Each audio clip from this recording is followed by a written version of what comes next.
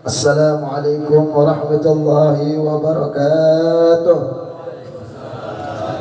Alhamdulillah, wassalatu wassalamu ala Rasulillah Muhammad ibn Abdullah wa ala alihi wa sahbihi wa man tabi'ahu wa wala wa la hawla wa la quwwata illa billah, amma ba'd. Faqad qala Allah Ta'ala fil Qur'an al-'azim wa huwa asdaqul qa'ilin. A'udzu billahi minasyaitonir rajim. Bismillahirrahmanirrahim. Laqad kana lakum fi Rasulillahi uswatun hasanah liman kana yarjullaha wal yawmal akhir wa dzakarallaha katsiran. Sadaqallahul azim wa sadaqa rasuluhun nabiyul karim wa nahnu ala dzalika minasyahidin wasyakirin walhamdulillahi rabbil alamin. Hadratul habaib, para habaib yang dimuliakan oleh Allah, zuriyah Nabi Muhammad sallallahu alaihi wasallam, mudah-mudahan berkumpulnya kita dengan para habaib tempat ini menjadikan saksi nanti di yaumul qiyamah kita akan berjumpa dan berkumpul dengan datuknya Rasulullah sallallahu alaihi wasallam. Para ulama, para satul anbiya, para ustadz, para guru, para kiai yang semuanya dimuliakan oleh Allah. Mudah-mudahan para guru-guru kita dan habaib kita panjangkan umurnya oleh Allah Subhanahu wa taala dengan sehat wal afiat dan mudah-mudahan mendapatkan perlindungan Allah Subhanahu wa taala. Amin ya rabbal alamin. Karena waktunya cuma 10 menit, jadi kita berbukaan sedikit. Rasulullah SAW diutus oleh Allah sebagaimana firman Allah, laqad kana lakum fi Rasulillahi uswatun hasanah. Beliau adalah suri tauladan yang paling agung, paling mulia, paling sempurna di hadapan Allah dan untuk kita umat manusia. Yang mana zaman sekarang ini yang disebutkan oleh beberapa guru-guru kita bahwasanya kita ini perlu revolusi akhlak. Revolusi yaitu memperbaiki akhlak yang selama ini banyak ditinggalkan oleh umat Nabi Muhammad SAW.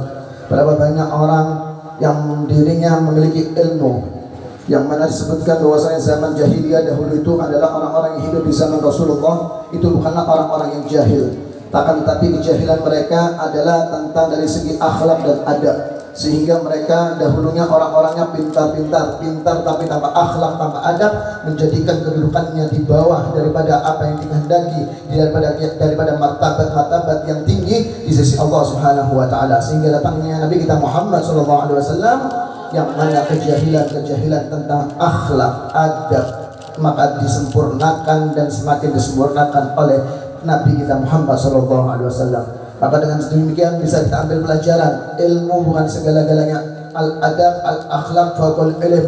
Akhlak di atasnya ilmu. Orang punya ilmu setinggi apapun ilmunya, tapi kalau nggak ada adabnya maka tidak akan bermanfaat dan tidak akan ada nilainya di mata Allah, di mata Rasulullah, dan di mata manusia dimanapun kita berada. Siapa ingin mulia, siapa ingin dihormati, siapa dia menjadi orang yang tinggi, derajatnya diangkat oleh Allah, diangkat oleh Rasulullah SAW, maka beradablah, berakhlaklah sebagaimana akhlak mulia Nabi kita Muhammad SAW. Hadratul habaib al-kiram al-izza dan seluruh para pecinta-pecinta Nabi Muhammad SAW. Inilah yang kita disuruhkan untuk mengajarkan pada anak kita, keluarga kita, jiran tetangga kita, murid-murid kita, jamaah-jamaah kita. Tonjolkanlah adab, akhlak.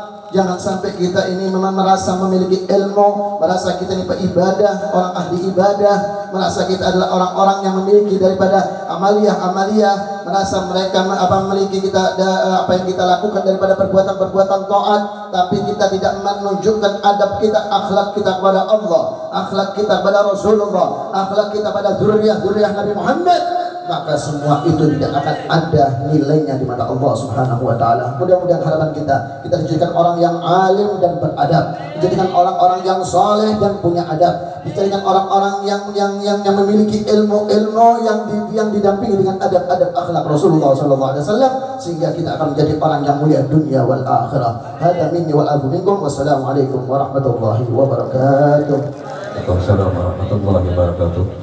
Kemudian kita lanjutkan wabarakatuh. Alhamdulillah. Wassalatu wassalamu ala Rasulillah Sayyidina Muhammad ibn Abdillah wa ala alihi wa sahbihi wa mawalah. Amma ba'du, yang kami hormati segenap para habaib, para alim ulama, para ustadz, para tuan guru, para jamaah sekalian, wabil khusus yang kami hormati dan kami muliakan orang tua kami Al-Habib Tahir Al-Idrus beserta seluruh jamaah dari Barabai, Begitu juga yang kami hormati dan kami muliakan guru kita bersama Al-Mukarram Wal-Muhtaram Al-Habib Ali Zainal Abidin bin Yahya, dan guru kita dan orang tua kita bersama Al-Habib Husain Assegaf. Begitu juga guru kita dan orang tua kita Al-Habib Ahmad Al-Haddar, Al-Habib Muhammad bin Saleh Al-Haddar. Begitu pula Al-Mukarram Wal-Muhtaram Al-Habib Firdaus Assegaf, Masya Allah, Al-Habib Muhammad bin Husain Assegaf, akhina fillah Al-Habib Abdul Salam Al-Kaf. Begitu juga Al-Mukarram Guru Nurdin Muning, Guru Muhammad Muning dari Rantau, akhina fillah Guru Naufal dari Rantau, pimpinan Majlis Ta'lim Az-Tazkiyah. Juga akhina fillah Al-Mukarram Guru Ruhuddin, pimpinan Pondok Pesantren As-Salimin dari Lopaikat Tapin. Begitu pula guru kita bersama Al-Mukarram Guru Ahmad Danau. Tak lupa pula kepada guru kita, sesepuh kita Kiai Haji Abdul Wahid, pimpinan Pondok Pesantren Ibnul Amin Putri Pamangki. Juga qari kita, Masya Allah, Al-Qari Ahmad Mawardi, beserta Habib Syekh bin Salim As-Sari, Habib Lutfi Al-Habsyi, dan habaib yang lainnya, para ustadz, para tuan guru, para tokoh yang namanya saya tidak sebutkan satu persatu, namun tidak mengurangi rasa takdim dan hormat kami kepada antum sekalian. Wabil khusus pula kepada akhina fillah Haji Ahmad Tabrani dan segenap keluarga besar almarhum Al-Maqurlah Haji Ahmad bin Haji Bahrani. Daripada keluarga besar beliau Hajjah Nurul Hidayah, begitu juga Muhammad Nur Haitami, Muhammad Nur Rafi'i, dan segenap keluarga besar almarhum, daripada anak, cucu, menantu, kerabat, dan keluarga besar yang insya Allah semuanya senantiasa diberikan keberkahan oleh Allah Subhanahu wa Ta'ala. Almarhum insya Allah Allah jadikan kuburnya raudhah min riyadil jannah, tidak Allah jadikan hufrah min hufari niran. Almarhum bergembira dengan anak yang saleh yang mendoakan orang tuanya, dengan kumpul para habaib, para alim ulama. Insya Allah beliau kelak dibangkitkan di yaumil mahsyar, berada di bawah bendera Sayyidina Muhammad, mendapatkan syafaat baginda Nabi besar Muhammad. Allah kumpulkan di surga Firdaus tertinggi bersama baginda Nabi besar Muhammad sallallahu alaihi wasallam. Para jamaah sekalian, bapak-bapak, ibu-ibu, santriwan, santriwati, hadirin wal hadirat rahimakumullah. Alhamdulillah, kita bersyukur kepada Allah atas nikmat dan karunia yang besar yang Allah berikan kepada kita. Luar biasa yang disampaikan oleh Al-Habib Muhammad bin Husain Assegaf. Jika kita mengamalkannya, maka kita akan mendapatkan sesuatu kemuliaan di dunia dan di akhirat. Karena kenapa? Nabi besar Muhammad sallallahu alaihi wasallam diutus oleh Allah untuk menyempurnakan akhlak. Innama bu'ithu liutammima makarimal akhlak. Baginda Nabi besar Muhammad sallallahu alaihi wasallam bersabda, "Aqrabun nas bi majlisan yaumil qiyamah ahasinukum akhlaqa." Orang yang paling dekat tempat duduknya bersamaku kelak pada hari kiamat, orang yang paling bagus akhlaknya. Bahkan Imam Malik memberikan nasihat kepada muridnya Imam Syafi'i, "Ya Muhammad, ij'al ilmaka milhan wa adabaka daqiqan." Wahai Muhammad, jadikan ilmumu laksana garam, adabmu laksana tepung. Niscaya seseorang lebih banyak membutuhkan tepung daripada garam. Betul. Nih ibu-ibu sering mengolah wadai, bujur. Wadai apa? Bingkah. Wadai paling nyaman di Banjar, wadai bingkah. Itu makanan para sultan. Betul. Ya salam, sultan-sultan Banjar. Ketika membuat bingka, lebih banyak tepung atau garam, Bu? Tepung. Kalau tepungnya 1 baskom, garamnya cukup 1 sendok. Kalau garam 1 baskom juga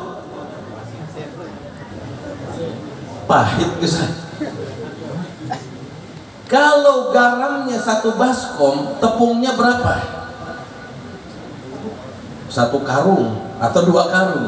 Begitu perumpamaan. Ketika seseorang punya ilmu 1 sendok, adabnya 1 baskom. Ilmunya 1 baskom, adabnya 1 karung. Makin tinggi lagi, ilmunya 1 karung, adabnya segudang. Ilmunya segudang, adabnya senegeri. Itu perumpamaannya seperti itu.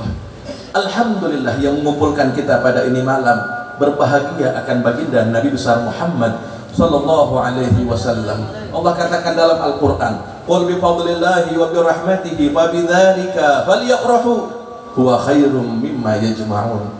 Nabi Muhammad sallallahu alaihi wasallam rahmat.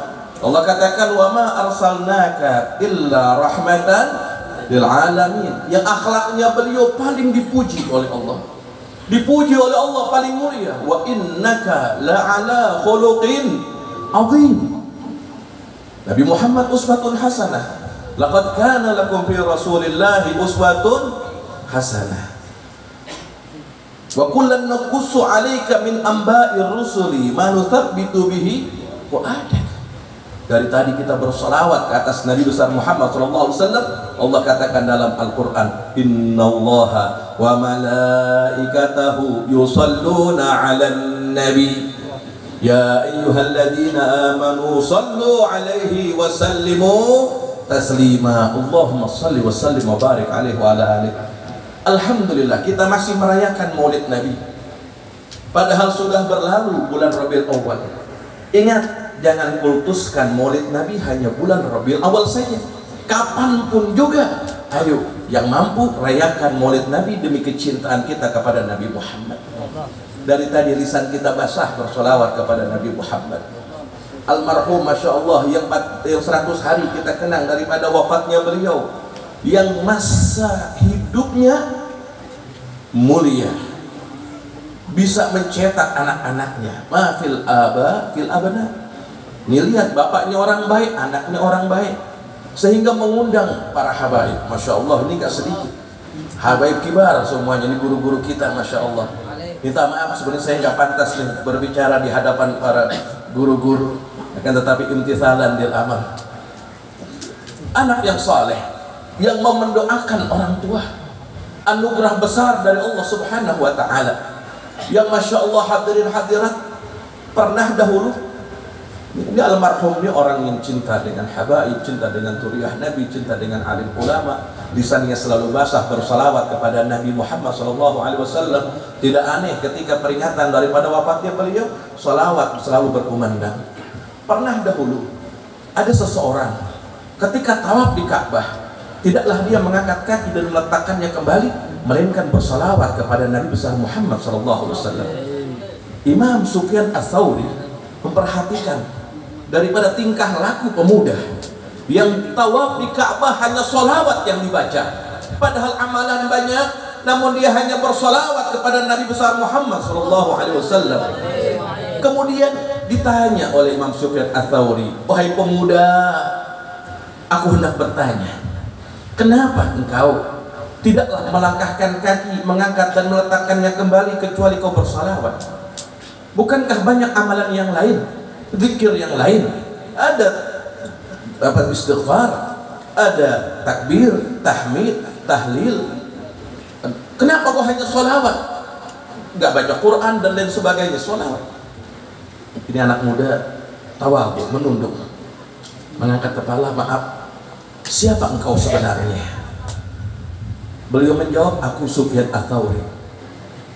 Kaget ini seorang pemuda, karena tahu Imam Sufyan Ats-Tsauri masyhur, orang hebat, tokoh ternama. Dibilang, wahai Imam, kalau bukan kau orang yang langka, yang asing pada zaman sekarang ini, niscaya tidak akan kubuka rahasia yang ada pada diriku. Dahulu pernah aku berhaji bersama ayahandaku, bersama qafilah, rombongan. Tatkala sampai perjalanan, ayahandaku sakit. Ketika ayahandaku sakit di malam hari, kemudian kami berteduh di kemah untuk melanjutkan perjalanan esok hari. Tidak tahunya ayahanda kami wafat di itu malam. Tatkala wafat, terjadi sesuatu yang buruk pada diri ayahanda kami. Wajahnya hitam legam, sehingga aku kaget dengan wajah yang berubah daripada ayahandaku. Dosa apa gerangan yang dimiliki oleh ayahandaku, sehingga segera dengan ridaku kututupi wajah. Dari rida dan izar yang menutupi bagian badan dan bagian kepala ayahandaku. Ketika itu aku tunggu, hendak menunggu esok pagi. Aku bergadang, akan tetapi datang kepadaku ngantuk, sehingga aku tertidur. Di dalam tidurku ada seseorang yang wajahnya begitu indah, begitu tampan, memancarkan cahaya, hidungnya mancung, bola matanya hitam pekat, bulu matanya panjang-panjang dan lentik, senyumannya indah, kulitnya putih kemerah-merahan. Masya Allah, tampannya luar biasa. Kemudian memakai pakaian yang sangat putih, wajah penuh cahaya. Seketika beliau masuk harum semerbak itu ruangan. Orang mulia tersebut kemudian datang dan tiba-tiba membuka rida yang menutupi wajah ayahandaku. Ketika itu wajah hitam legam diusap oleh orang mulia tersebut sehingga memancarkan cahaya dan ditutup kembali. Aku pun bingung, siapa orang yang begitu tampan, akhlaknya begitu mulia, bersahaja, berwibawa. Aku tidak mengenal dia. Ketika hendak keluar, segera aku pegang jubahnya dan aku bertanya, "Wallahi, siapa engkau sesungguhnya?" Orang tersebut menjawab, "Apakah kau tidak kenal? Aku adalah sang pembawa risalah, baginda Nabi besar Muhammad sallallahu alaihi wasallam." Subhanallah, dia berjumpa dengan baginda Nabi Muhammad. Apa yang terjadi pada diri ayahandaku? Kenapa kau datang kepadanya sehingga kau mengusapnya dan memancarkan cahaya terang benderang dari wajah hitamnya? Dikatakan ayahandamu adalah dahulu musrifun ala nafsih, orang yang banyak bikin dosa.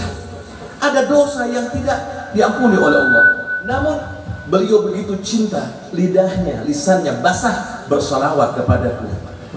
Selalu lisannya bersalawat kepada Nabi besar Muhammad SAW. Dan dia memanggil-manggilku ketika sakaratul maut, menyebut namaku, meminta pertolonganku, maka aku akan datang kepada siapapun yang meminta pertolongan. Sehingga wajahnya kembali memancarkan cahaya dengan syafaatku, dengan syafaat baginda Nabi besar Muhammad. Pergi orang mulia tersebut yang tiada lain tiada bukan adalah baginda Nabi besar Muhammad. Terbangunlah aku. Ketika terbangun itu ruangan masih harum. Segera kubuka penutup kain ayahandaku. Ketika kubuka, memancarkan cahaya terang benderang, tidak lagi hitam legam yang seperti sebelumnya, tapi cahaya yang mancar dari wajah ayahandaku dikarenakan kemuliaan baginda Nabi besar Muhammad SAW. Semenjak itu aku bernazar. Untuk senantiasa bersolawat kepada baginda Nabi besar Muhammad. Sallu ala Nabi Muhammad. Sehingga beliau tawaf di Ka'bah pun yang dibaca adalah salawat kepada Nabi besar Muhammad. Mulia orang yang banyak baca salawat, tenang hati orang yang baca salawat. Man shalla alayya salatan sallallahu alaihi biha asyra salawat wa hatta anhu asyra khati'at wa rafa'a lahu asyra darajat. Siapa orang bersalawat kepadaku satu salawat, Allah akan balas dengan 10 salawat. Salatu minallahi rahmah wa minal malaikati istighfar wa minal mu'minina tabarruk wa du'a. Allah bersalawat maksudnya Allah curahkan rahmat. Kalau satu rahmat dimasukkan dalam rumah ini, bagaimana kemuliaan yang kita dapatkan? Satu rahmat bisa masukkan seorang hamba ke dalam surganya Allah. Bagaimana dengan 10 rahmat? Allah hapuskan 10 kesalahannya.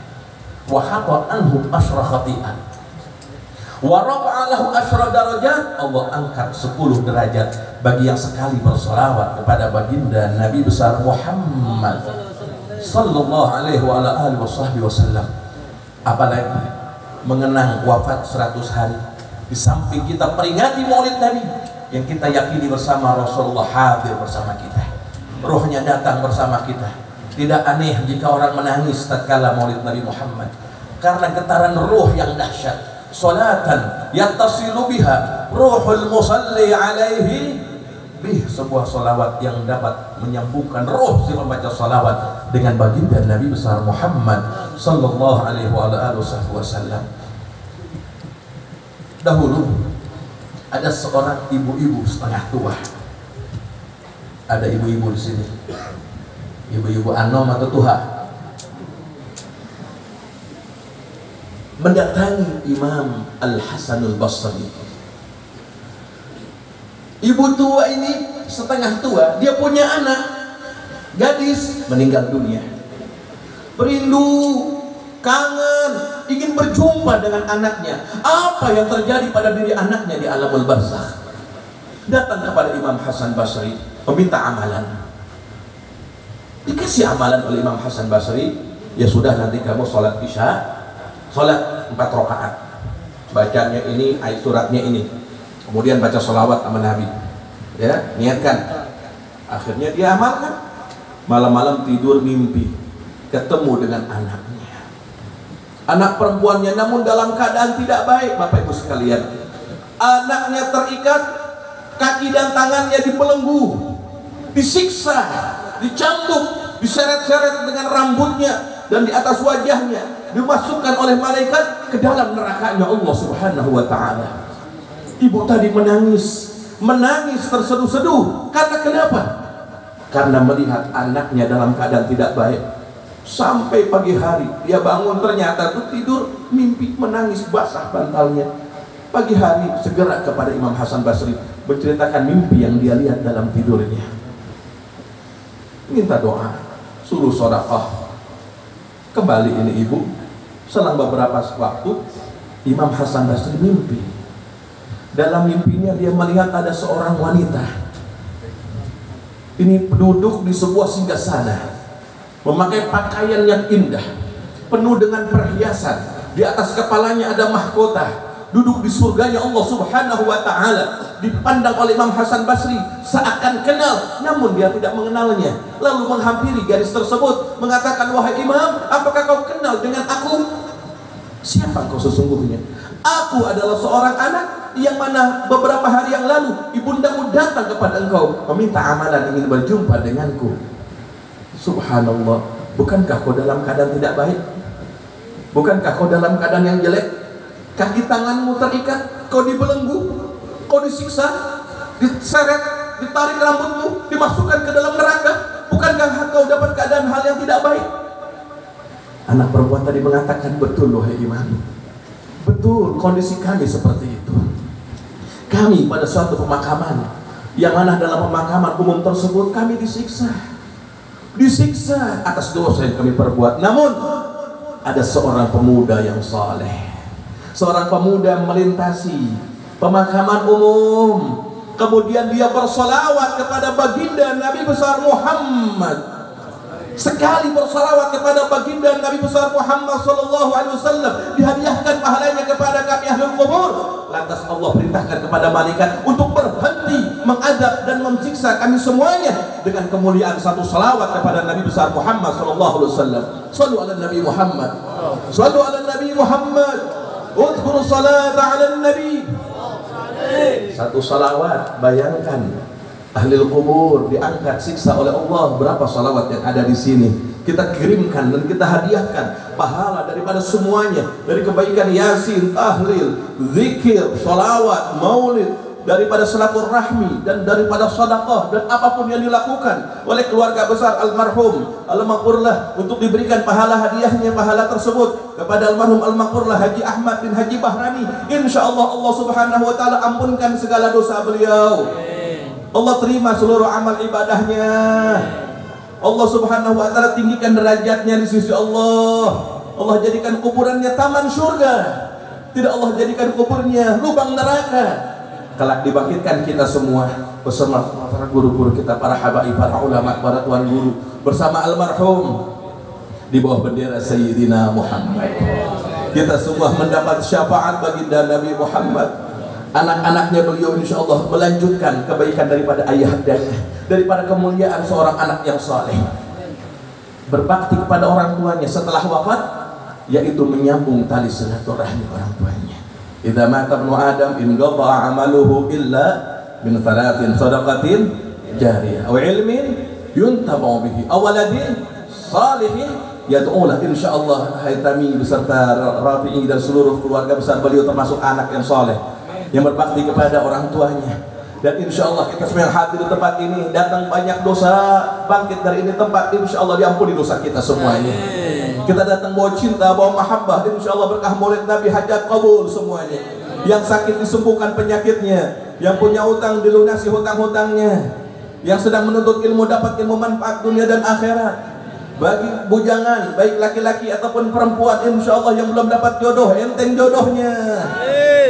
Diberi pasangan yang soleh ataupun solehah. Allah berkahi guru-guru kita, para ulama, para habaib, insya Allah dengan kumpulnya beliau-beliau bertambah keberkahan bagi tempat ini. Alhamdulillah beliau-beliau masih pada hidup. Semoga Allah berikan panjang umur, sehat walafiat. Kemarin banyak guru-guru kita yang wafat, para ulama dan habaib. Sekarang masih ada, alhamdulillah. Allah sisakan untuk kita. Ambil manfaat, ambil keberkahan, ambil ilmu daripada beliau. Jangan kita sia-siakan kesempatan yang berharga ini. Insya Allah kita sekalian malam ini kumpul di sini. Kalau Allah kumpulkan kita bersama almarhum di surga Firdaus tertinggi bersama baginda Nabi besar Muhammad. Allahumma ij'al jam'ana hadza jam'an marhuma wa tafarraqana min ba'dihi tafarruqan ma'suma wa la taj'al fina wa la ma'ana wa la hadminna syaqiyan wa la mahruma bi jahi sayyidil mursalin walhamdulillahi rabbil alamin. Wa lakum minkum assalamu alaikum warahmatullahi wabarakatuh.